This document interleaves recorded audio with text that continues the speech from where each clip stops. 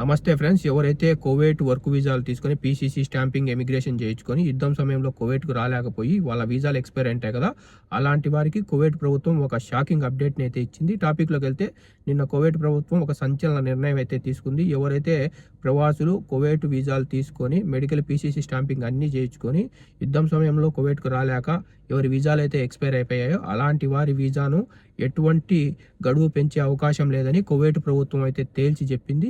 ఇంకా ఎవరి వీసాలు అయితే గడువు అయిపోయాయో వాళ్ళ వీసాను ఎక్స్టెండ్ చేసే అవకాశం లేదని, వారు మళ్ళీ కువైట్కు రావాలంటే ఖచ్చితంగా కొత్త వీసాలు తీసుకొని కువైట్కు రావాల్సి ఉంటుందని కువైట్ ప్రభుత్వం అయితే తేల్చి చెప్పింది.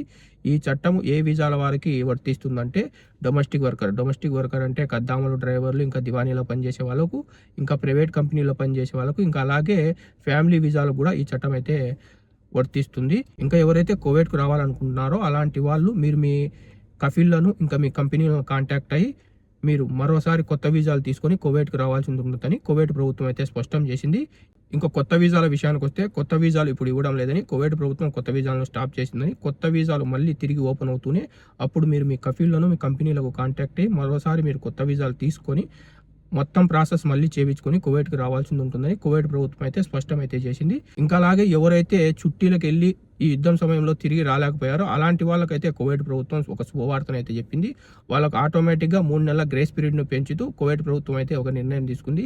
ఈ నిర్ణయం తీసుకోవడానికి ప్రధాన కారణం సివిల్ ఐడీలు క్యాన్సిల్ కాకుండా ఉండడం కోసం, వర్క్ పర్మిట్లు క్యాన్సిల్ కాకుండా ఉండడం కోసం కువైట్ ప్రభుత్వం అయితే ఈ నిర్ణయం అయితే తీసుకుంది. కాబట్టి ఎవరైతే కొత్త వీసాలు తీసుకొని ఈ యుద్ధం సమయంలో ఎక్స్పైర్ అయిపోయాయో అలాంటి వాళ్ళకైతే ఎటువంటి గడువును పెంచే అవకాశం లేదని కువైట్ ప్రభుత్వం అయితే స్పష్టంగా చెప్పింది.